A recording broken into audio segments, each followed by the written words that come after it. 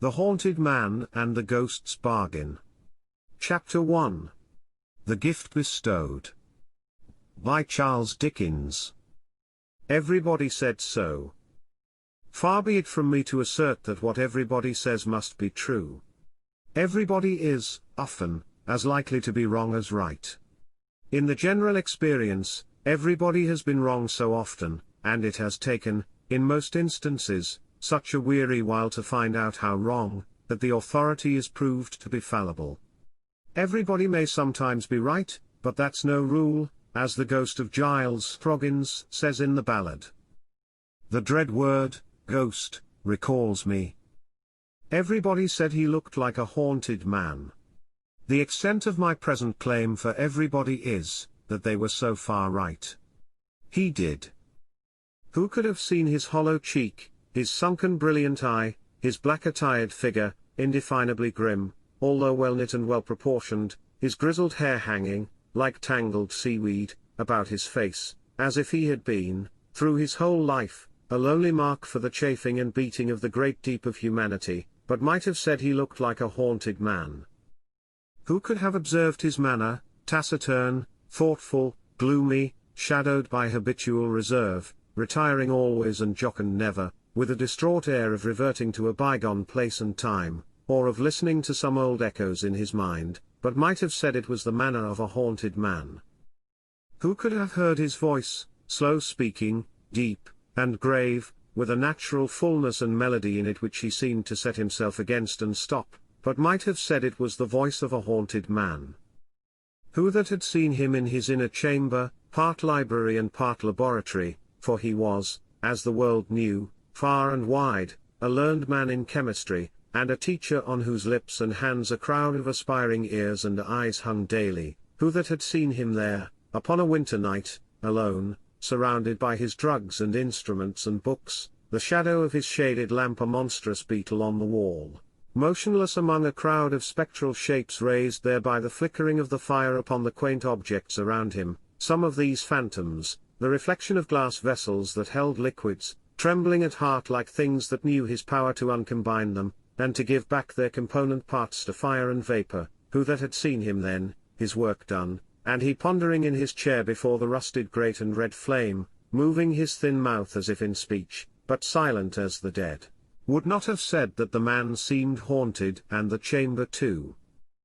Who might not, by a very easy flight of fancy, have believed that everything about him took this haunted tone, and that he lived on haunted ground?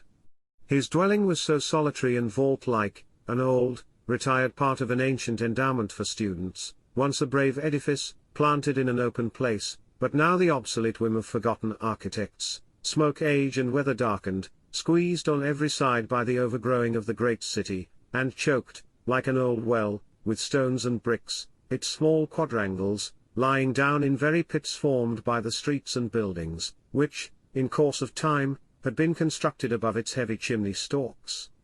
Its old trees, insulted by the neighboring smoke, which deigned to droop so low when it was very feeble and the weather very moody, its grass plots, struggling with the mildewed earth to be grass, or to win any show of compromise, its silent pavements, unaccustomed to the tread of feet, and even to the observation of eyes, except when a stray face looked down from the upper world, wondering what nook it was, its sun-dial in a little bricked-up corner, where no sun had straggled for 100 years, but where, in compensation for the sun's neglect, the snow would lie for weeks when it lay nowhere else, and the black east wind would spin like a huge humming top, when in all other places it was silent and still.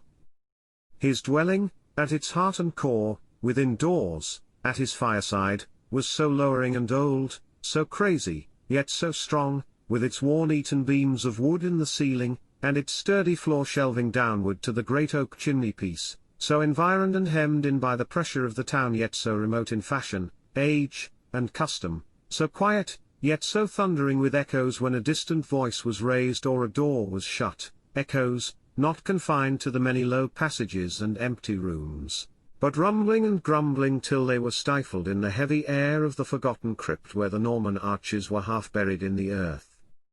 You should have seen him in his dwelling about twilight, in the dead winter time. When the wind was blowing, shrill and shrewd, with the going down of the blurred sun. When it was just so dark, as that the forms of things were indistinct and big, but not wholly lost.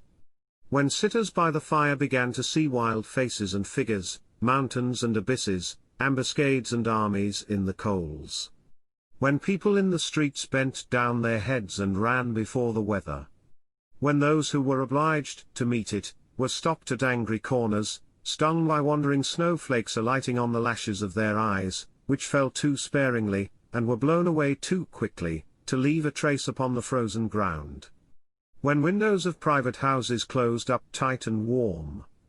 When lighted gas began to burst forth in the busy and the quiet streets, fast blackening otherwise. When stray pedestrians, shivering along the latter, looked down at the glowing fires in kitchens, and sharpened their sharp appetites by sniffing up the fragrance of whole miles of dinners. When travellers by land were bitter cold, and looked wearily on gloomy landscapes, rustling and shuddering in the blast. When mariners at sea, outlying upon icy yards, were tossed and swung above the howling ocean dreadfully. When lighthouses, on rocks and headlands, showed solitary and watchful, and benighted seabirds breasted on against their ponderous lanterns, and fell dead. When little readers of storybooks, by the firelight, trembled to think of Cassim Baba cut into quarters, hanging in the robber's cave, or had some small misgivings that the fierce little old woman, with the crutch, who used to start out of the box in the merchant Abuda's bedroom, might, one of these nights, be found upon the stairs in the long, cold, dusky journey up to bed. When, in rustic places, the last glimmering of daylight died away from the ends of avenues, and the trees, arching overhead, were sullen and black. When, in parks and woods, the high wet fern and sodden moss, and beds of fallen leaves, and trunks of trees, were lost to view, in masses of impenetrable shade. When mists arose from dike, and fen, and river. When lights in old halls and in cottage windows, were a cheerful sight. When the mill stopped, the wheelwright and the blacksmith shut their workshops, the turnpike gate closed, the plough and harrow were left lonely in the fields, the labourer and team went home, and the striking of the church clock had a deeper sound than at noon, and the churchyard wicket would be swung no more that night. When twilight everywhere released the shadows prisoned up all day, that now closed in and gathered like mustering swarms of ghosts. When they stood lowering, in corners of rooms, and frowned out from behind half-opened doors. When they had full possession of unoccupied apartments.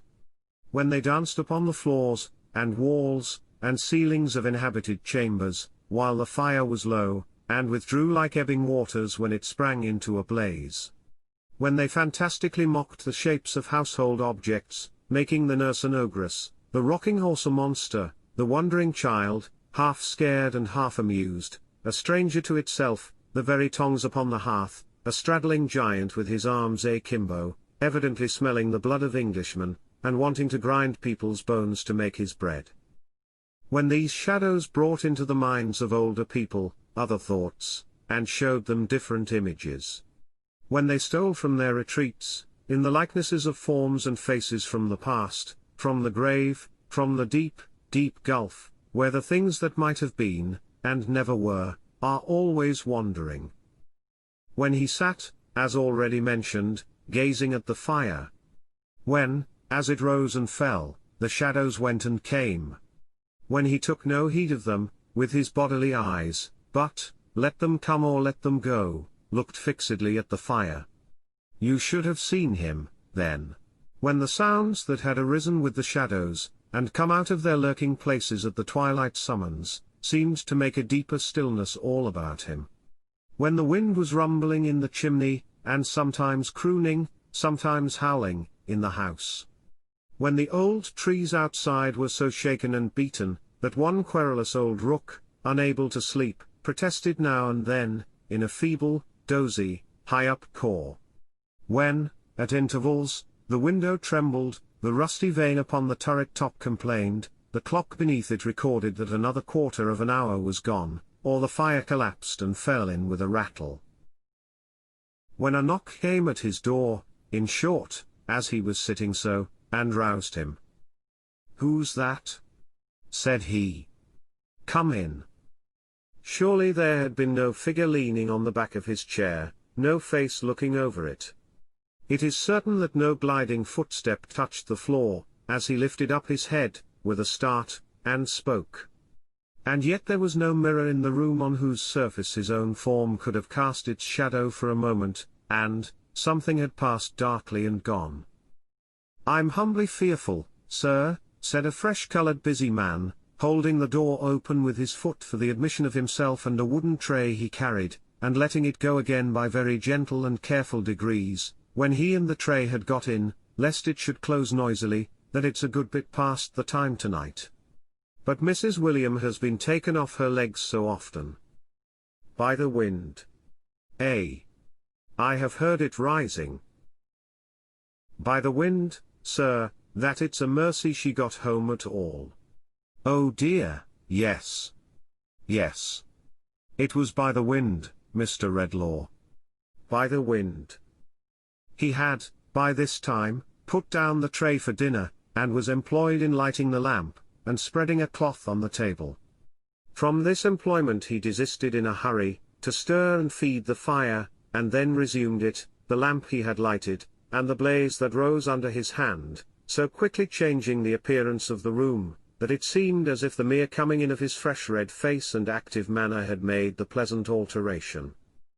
"Mrs. William is of course subject at any time, sir, to be taken off her balance by the elements. She is not formed superior to that." "No," returned Mr. Redlaw good-naturedly, though abruptly. "No, sir.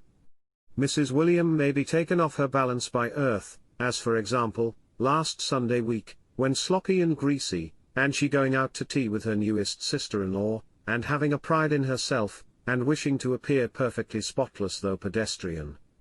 Mrs. William may be taken off her balance by air, as being once over-persuaded by a friend to try a swing at Peckham Fair, which acted on her constitution instantly like a steamboat.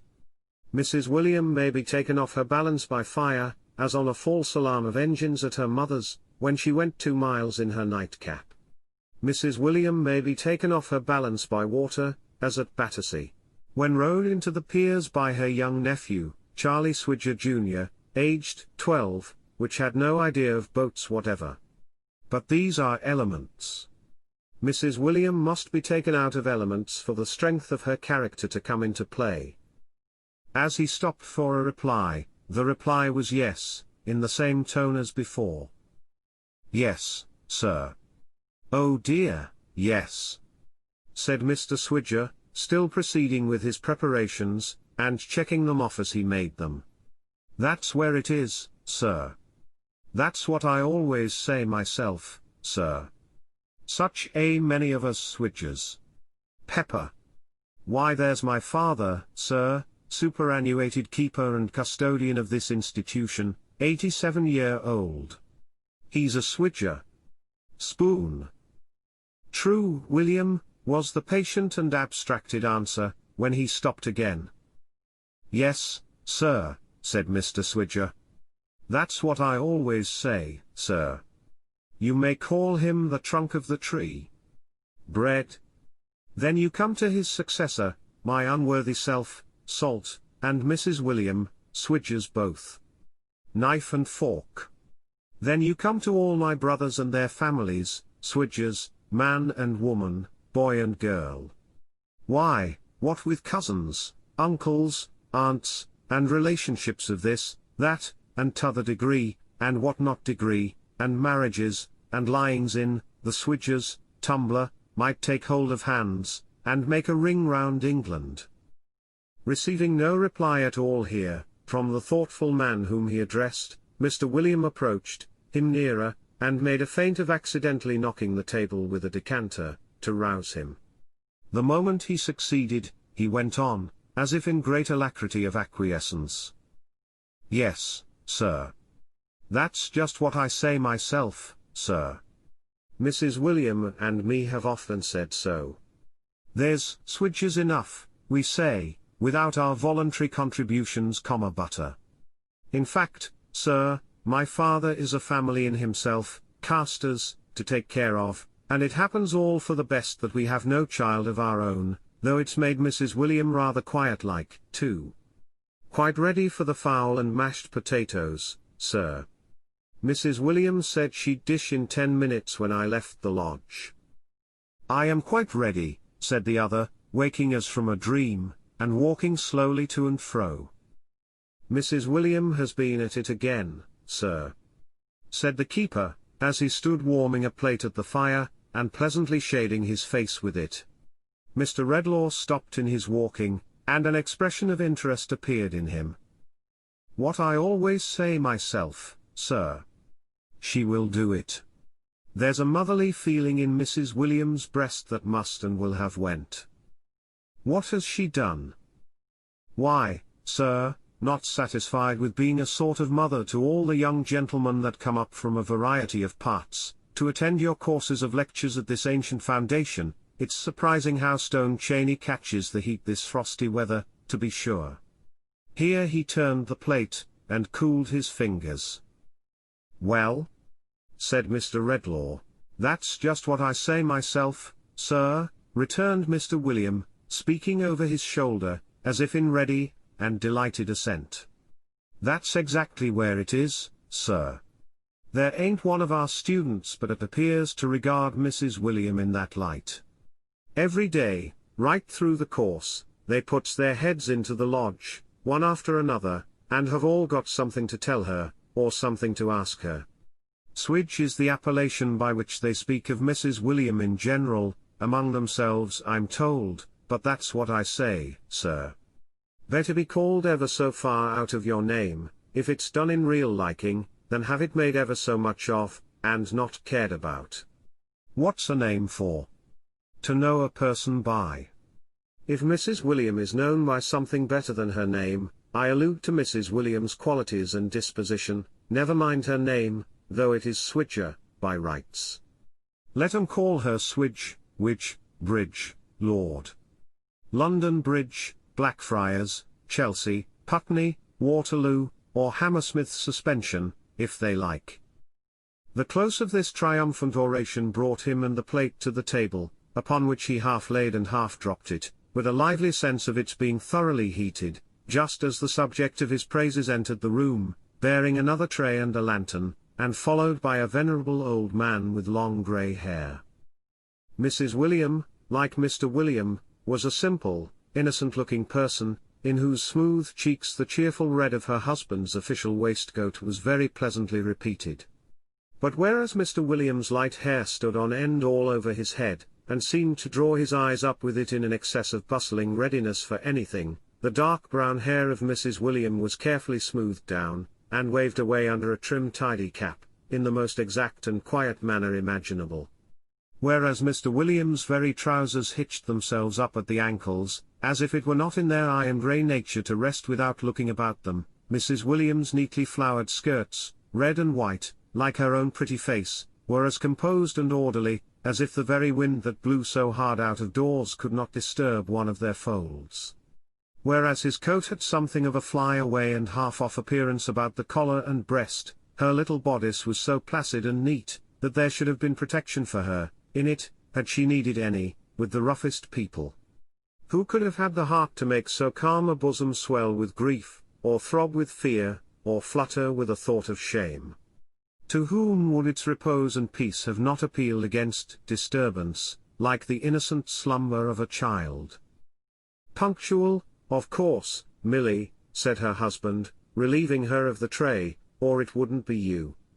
Here's Mrs. William, sir. He looks lonelier than ever tonight, whispering to his wife, as he was taking the tray, and ghostlier altogether.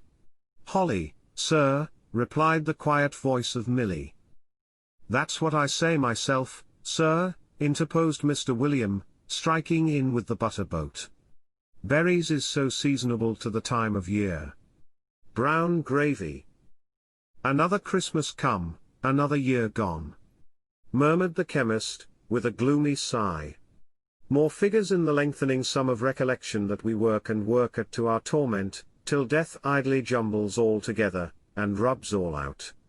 So, Philip, breaking off, and raising his voice as he addressed the old man, standing apart, with his glistening burden in his arms, from which the quiet Mrs. William took small branches, which she noiselessly trimmed with her scissors, and decorated the room with, while her aged father-in-law looked on much interested in the ceremony. "My duty to you, sir," returned the old man. "Should have spoke before, sir, but know your ways, Mr. Redlaw, proud to say, and wait till spoke to. Merry Christmas, sir, and Happy New Year, and many of 'em. Have had a pretty many of 'em myself, ha, ha. And may take the liberty of wishing 'em. I'm 87. Have you had so many that were merry and happy?" asked the other.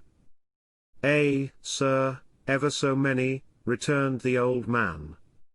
"Is his memory impaired with age?"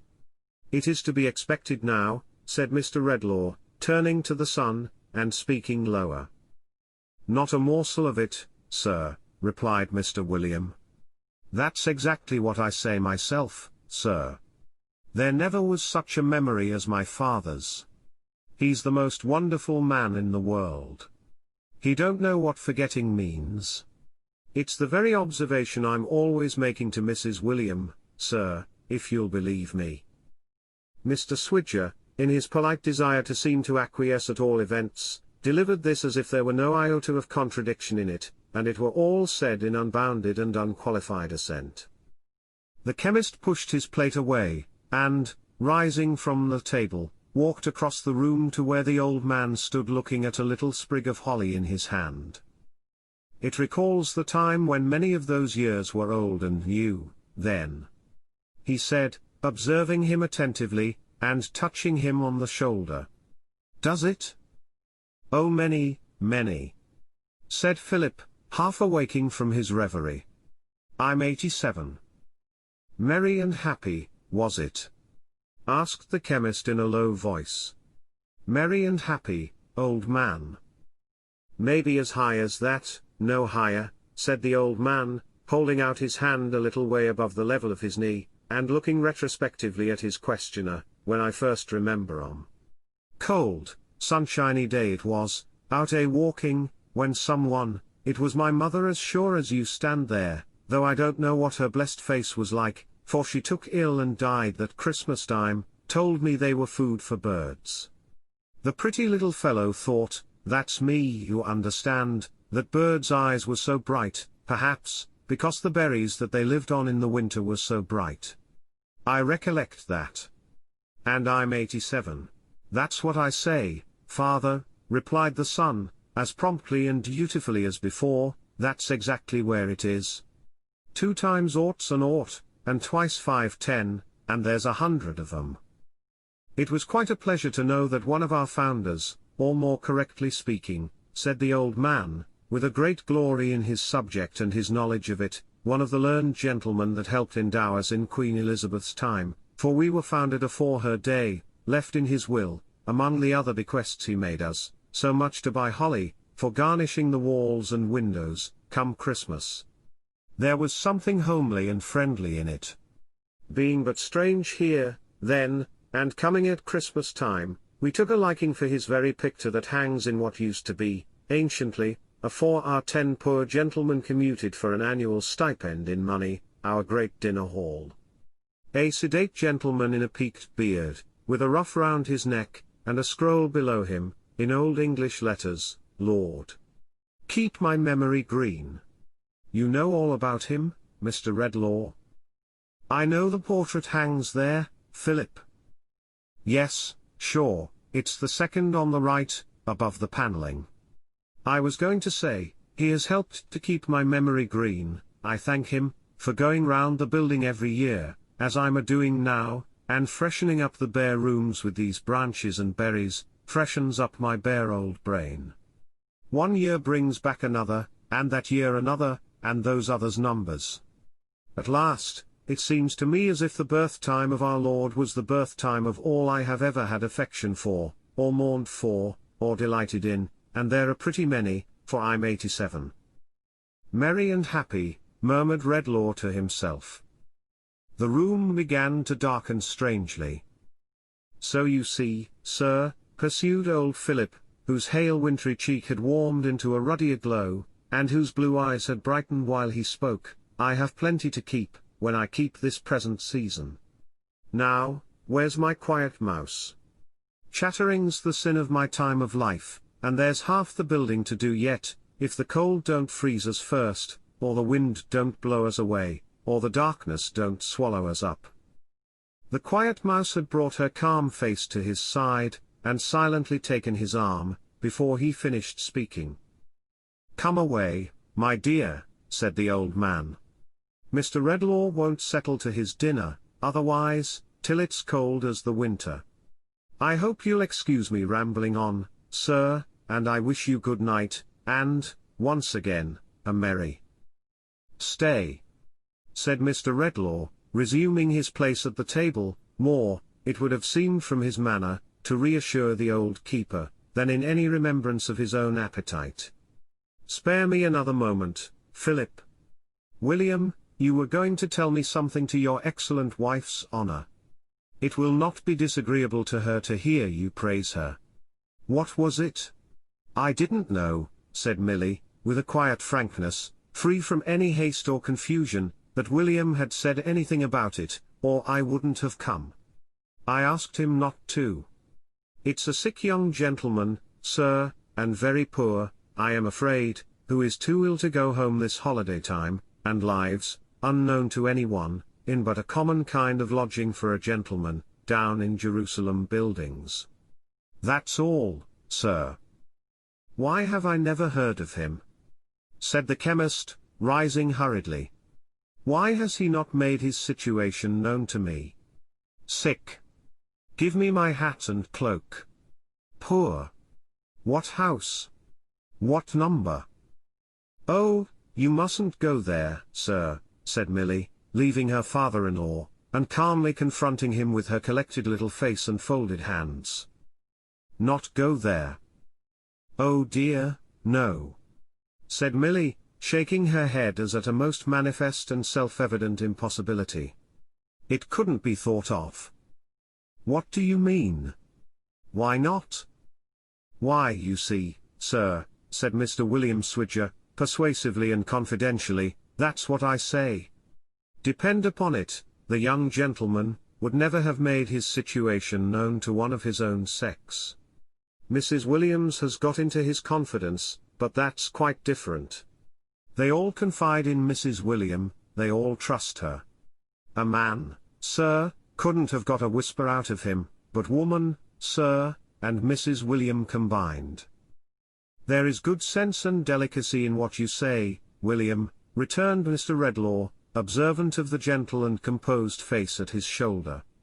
And laying his finger on his lip, he secretly put his purse into her hand. "Oh dear no, sir," cried Milly, giving it back again. "Worse and worse. Couldn't be dreamed of." Such a staid matter-of-fact housewife she was, and so unruffled by the momentary haste of this rejection, that, an instant afterwards, she was tidily picking up a few leaves which had strayed from between her scissors and her apron, when she had arranged the holly.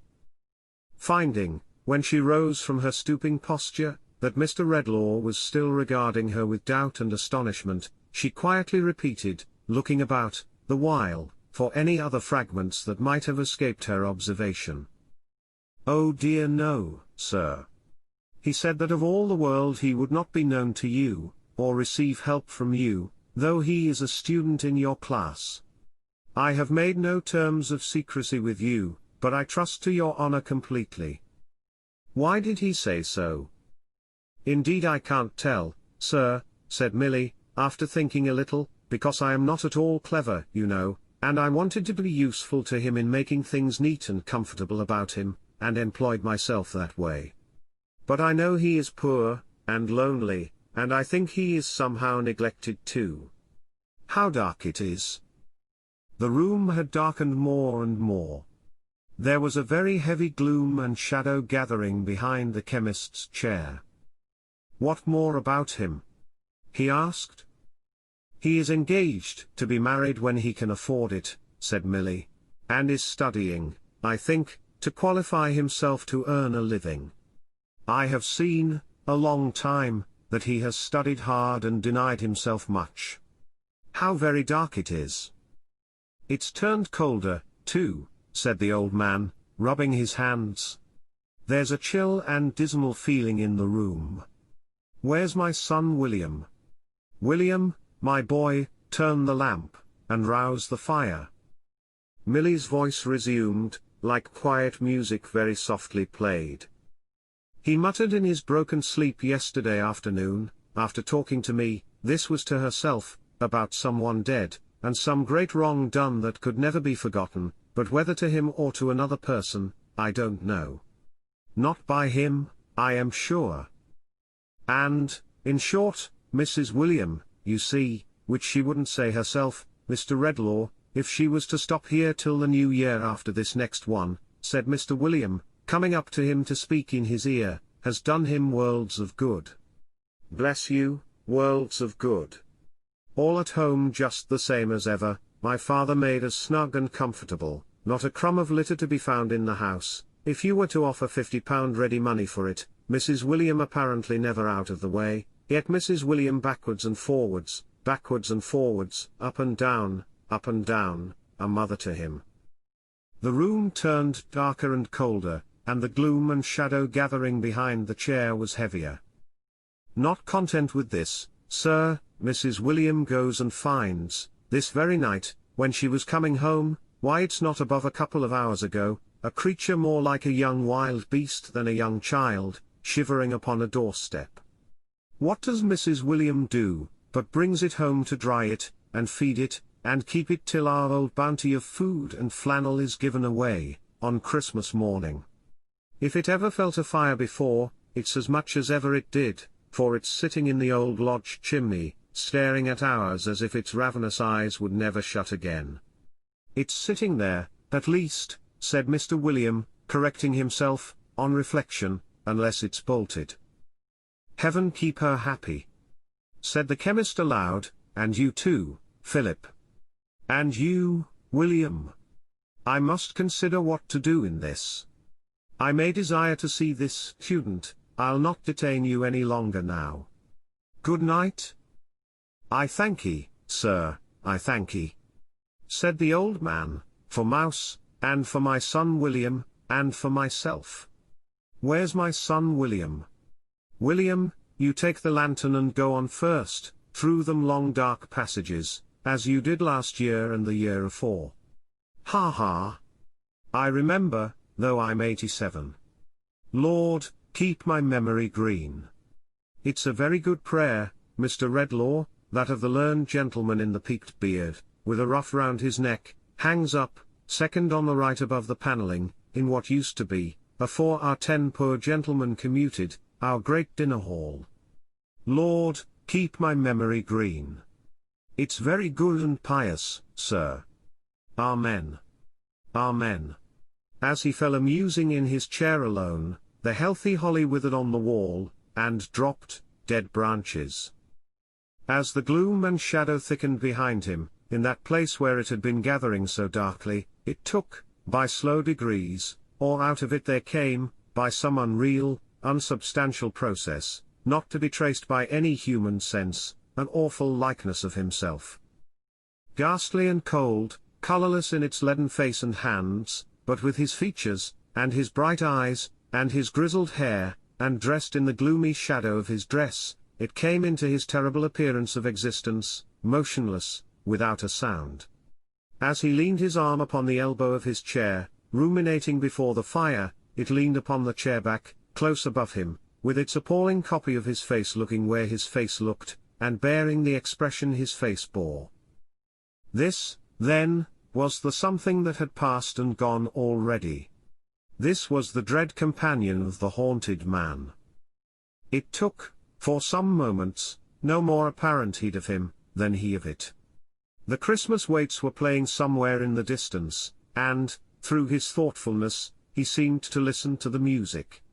It seemed to listen too. At length he spoke, without moving or lifting up his face. Here again, he said. Here again, replied the phantom. I see you in the fire, said the haunted man, I hear you in music, in the wind, in the dead stillness of the night. The phantom moved its head, assenting. Why do you come, to haunt me thus? I come as I am called, replied the ghost. No. Unbidden, exclaimed the chemist. Unbidden be it, said the spectre. It is enough. I am here. Hitherto the light of the fire had shone on the two faces, if the dread lineaments behind the chair might be called a face, both addressed towards it, as at first, and neither looking at the other. But, now, the haunted man turned, suddenly, and stared upon the ghost. The ghost, as sudden in its motion, passed to before the chair, and stared on him.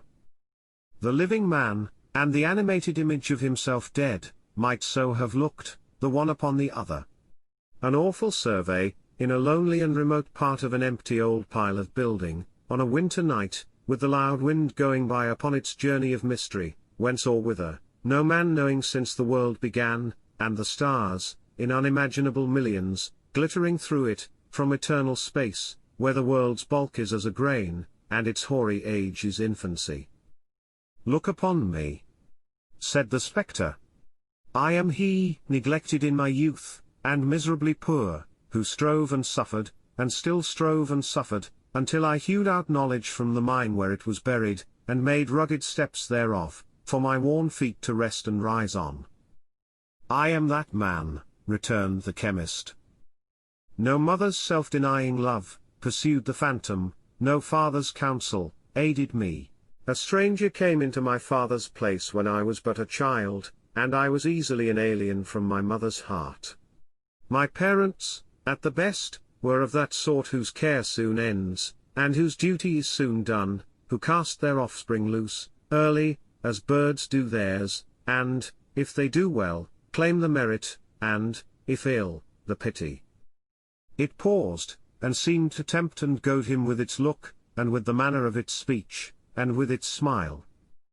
I am he, pursued the phantom, who, in this struggle upward, found a friend. I made him, won him, bound him to me. We worked together, side by side. All the love and confidence that in my earlier youth had had no outlet, and found no expression, I bestowed on him. Not all, said Redlaw, hoarsely. No, not all, returned the phantom. I had a sister.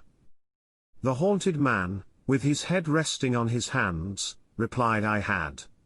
The phantom, with an evil smile, drew closer to the chair, and resting its chin upon its folded hands upon the back, and looking down into his face with searching eyes, that seemed instinct with fire, went on.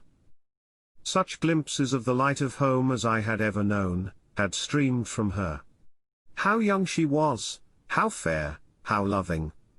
I took her to the first poor roof that I was master of, and made it rich.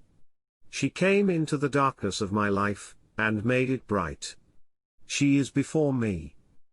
I saw her, in the fire, but now I hear her in music, in the wind, in the dead stillness of the night, returned the haunted man. Did he love her? Said the phantom, echoing his contemplative tone. I think he did, once. I am sure he did. Better had she loved him less secretly, less dearly, from the shallower depths of a more divided heart. Let me forget it, said the chemist, with an angry motion of his hand. Let me blot it from my memory. The spectre, without stirring, and with its unwinking, cruel eyes still fixed upon his face, went on. A dream, like hers, stole upon my own life. It did, said Redlaw. A love, as like hers, pursued the phantom, as my inferior nature might cherish, arose in my own heart. I was too poor to bind its object to my fortune then, by any thread of promise or entreaty. I loved her far too well, to seek to do it. But, more than ever I had striven in my life, I strove to climb. Only an inch gained, brought me something nearer to the height.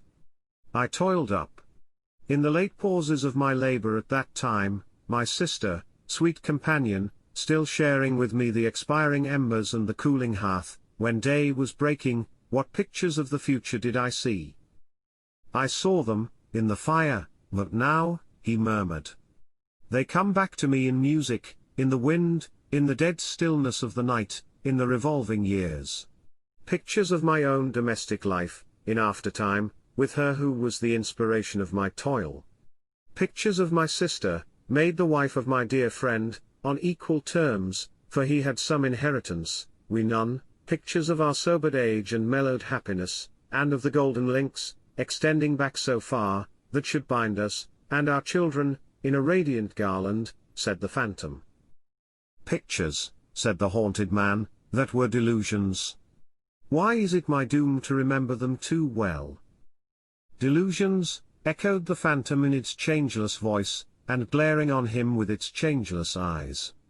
For my friend, in whose breast my confidence was locked as in my own, passing between me and the center of the system of my hopes and struggles, won her to himself, and shattered my frail universe. My sister, doubly dear, doubly devoted, doubly cheerful in my home, lived on to see me famous, and my old ambition so rewarded when its spring was broken, and then died, he interposed. Died, gentle as ever, happy, and with no concern but for her brother. Peace. The phantom watched him silently. Remembered? Said the haunted man, after a pause. Yes. So well remembered, that even now, when years have passed, and nothing is more idle or more visionary to me than the boyish love so long outlived, I think of it with sympathy, as if it were a younger brother's or a son's. Sometimes I even wonder when her heart first inclined to him, and how it had been affected towards me. Not lightly, once, I think. But that is nothing. Early unhappiness, a wound from a hand I loved and trusted, and a loss that nothing can replace, outlive such fancies. Thus, said the phantom, I bear within me a sorrow and a wrong. Thus I prey upon myself. Thus, memory is my curse, and, if I could forget my sorrow and my wrong, I would. Mocker. Said the chemist, leaping up, and making, with a wrathful hand, at the throat of his other self. Why have I always that taunt in my ears? Forbear? Exclaimed the spectre in an awful voice. Lay a hand on me, and die. He stopped midway, as if its words had paralyzed him, and stood looking on it. It had glided from him, it had its arm raised high in warning, and a smile passed over its unearthly features, as it reared its dark figure in triumph. If I could forget my sorrow and wrong, I would, the ghost repeated. If I could forget my sorrow and my wrong, I would. Evil spirit of myself, returned the haunted man, in a low, trembling tone, my life is darkened by that incessant whisper.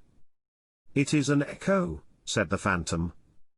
If it be an echo of my thoughts, as now, indeed, I know it is, rejoined the haunted man, why should I, therefore, be tormented? It is not a selfish thought. I suffer it to range beyond myself. All men and women have their sorrows, most of them their wrongs, ingratitude, and sordid jealousy, and interest, besetting all degrees of life. Who would not forget their sorrows and their wrongs? Who would not, truly, and be happier and better for it? Said the phantom. These revolutions of years, which we commemorate, preceded Redlaw, what do they recall? Are there any minds in which they do not reawaken some sorrow, or some trouble?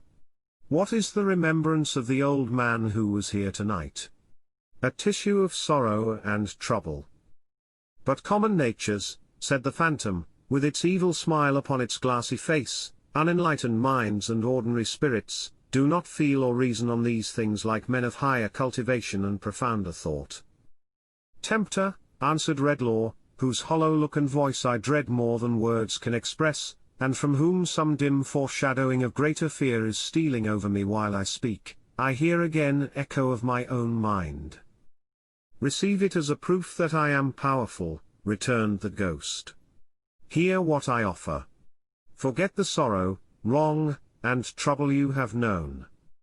Forget them. He repeated. I have the power to cancel their remembrance, to leave but very faint, confused traces of them, that will die out soon, returned the spectre. Say. Is it done? Stay! Cried the haunted man, arresting by a terrified gesture the uplifted hand. I tremble with distrust and doubt of you, and the dim fear you cast upon me deepens into a nameless horror I can hardly bear. I would not deprive myself of any kindly recollection, or any sympathy that is good for me, or others. What shall I lose, if I assent to this? What else will pass from my remembrance? No knowledge, no result of study, nothing but the intertwisted chain of feelings and associations, each in its turn dependent on, and nourished by, the banished recollections. Those will go. Are they so many? Said the haunted man, reflecting in alarm. They have been wont to show themselves in the fire, in music, in the wind, in the dead stillness of the night, in the revolving years, returned the phantom scornfully. In nothing else. The phantom held its peace. But having stood before him, silent, for a little while, it moved towards the fire, then stopped. Decide? It said, before the opportunity is lost. A moment. I call heaven to witness, said the agitated man, that I have never been a hater of any kind, never morose, indifferent, or hard, to anything around me. If, living here alone, I have made too much of all that was and might have been, and too little of what is, the evil, I believe, has fallen on me, and not on others. But, if there were poison in my body, should I not, possessed of antidotes and knowledge how to use them, use them? If there be poison in my mind, and through this fearful shadow I can cast it out, shall I not cast it out? Say, said the spectre, is it done? A moment longer. He answered hurriedly. I would forget it if I could. Have I thought that, alone, or has it been the thought of thousands upon thousands, generation after generation? All human memory is fraught with sorrow and trouble. My memory is as the memory of other men, but other men have not this choice. Yes, I close the bargain. Yes. I will forget my sorrow, wrong, and trouble. Say, said the spectre, is it done? It is. It is. And take this with you, man whom I here renounce. The gift that I have given, you shall give again, go where you will. Without recovering yourself the power that you have yielded up, you shall henceforth destroy its like in all whom you approach. Your wisdom has discovered that the memory of sorrow, wrong, and trouble is the lot of all mankind, and that mankind would be the happier, in its other memories, without it. Go? Be its benefactor. Freed from such remembrance, from this hour, carry involuntarily the blessing of such freedom with you. Its diffusion is inseparable, and inalienable from you. Go? Be happy in the good you have won, and in the good you do. The phantom, which had held its bloodless hand above him while it spoke, as if in some unholy invocation, or some ban, and which had gradually advanced its eyes so close to his, that he could see how they did not participate in the terrible smile upon its face, but were a fixed, unalterable, steady horror melted before him and was gone. As he stood rooted to the spot, possessed by fear and wonder, and imagining he heard repeated in melancholy echoes, dying away fainter and fainter, the words, "Destroy its like in all whom you approach." A shrill cry reached his ears. It came, not from the passages beyond the door, but from another part of the old building, and sounded like the cry of someone in the dark who had lost the way. He looked confusedly upon his hands and limbs, as if to be assured of his identity, and then shouted in reply, loudly and wildly, for there was a strangeness and terror upon him, as if he too were lost. The cry responding, and being nearer, he caught up the lamp, and raised a heavy curtain in the wall, by which he was accustomed to pass into and out of the theatre where he lectured, which adjoined his room. Associated with youth and animation, and a high amphitheatre of faces which his entrance charmed to interest in a moment, it was a ghostly place when all this life was faded out of it, and stared upon him like an emblem of death. "Hulloa!" he cried. "Hulloa! This way! Come to the light!" When, as he held the curtain with one hand, and with the other raised the lamp and tried to pierce the gloom that filled the place, something rushed past him into the room like a wild cat, and crouched down in a corner. "What is it?" he said, hastily. He might have asked what is it. Even had he seen it well, as presently he did when he stood looking at it gathered up in its corner. A bundle of tatters, held together by a hand, in size and form almost an infant's, but in its greedy, desperate little clutch, a bad old man's. A face rounded and smoothed by some half-dozen years, but pinched and twisted by the experiences of a life. Bright eyes, but not youthful. Naked feet, beautiful in their childish delicacy, ugly in the blood and dirt that cracked upon them. A baby savage, a young monster, a child who had never been a child, a creature who might live to take the outward form of man, but who, within, would live and perish a mere beast. Used already, to be worried and hunted like a beast, the boy crouched down as he was looked at, and looked back again, and interposed his arm to ward off the expected blow. "I'll bite," he said, "if you hit me." The time had been, and not many minutes since, when such a sight as this would have wrung the chemist's heart. He looked upon it now, coldly, but with a heavy effort to remember something, he did not know what. He asked the boy what he did there, and whence he came. "Where's the woman?" he replied. "I want to find the woman." "Who?" "The woman? Her that brought me here, and set me by the large fire. She was so long gone, that I went to look for her, and lost myself. I don't want you. I want the woman." He made a spring, so suddenly, to get away, that the dull sound of his naked feet upon the floor was near the curtain, when Redlaw caught him by his rags. "Come. You let me go," muttered the boy, struggling, and clenching his teeth. "I've done nothing to you. Let me go, will you, to the woman." "That is not the way. There is a nearer one," said Redlaw, detaining him, in the same blank effort to remember some association that ought, of right, to bear upon this monstrous object. "What is your name?" "Got none." "Where do you live?" "Live." "What's that?" The boy shook his hair from his eyes to look at him for a moment, and then, twisting round his legs and wrestling with him, broke again into his repetition of "You let me go, will you? I want to find the woman." The chemist led him to the door. "This way," he said, looking at him still confusedly, but with repugnance and avoidance, growing out of his coldness. "I'll take you to her." The sharp eyes in the child's head, wandering round the room, lighted on the table where the remnants of the dinner were. "Give me some of that," he said, covetously. "Has she not fed you? I shall be hungry again tomorrow, shan't I? Ain't I hungry every day?" Finding himself released, he bounded at the table like some small animal of prey, and hugging to his breast bread and meat, and his own rags, all together, said, "There! Now take me to the woman." As the chemist, with a newborn dislike to touch him, sternly motioned him to follow, and was going out of the door, he trembled and stopped. "The gift that I have given, you shall give again, go where you will." The phantom's words were blowing in the wind, and the wind blew chill upon him.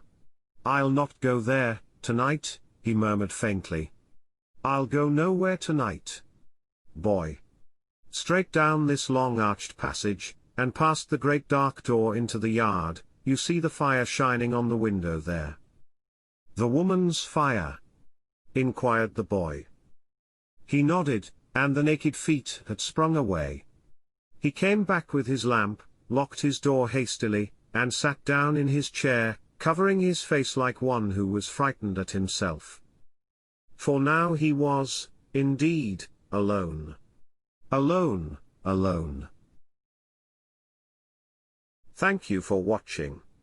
We appreciate your time. If you have any questions or suggestions, feel free to comment below. We would also appreciate any financial support. Any donations would be greatly appreciated. We would also appreciate any likes, comments, and subscriptions. Thanks again.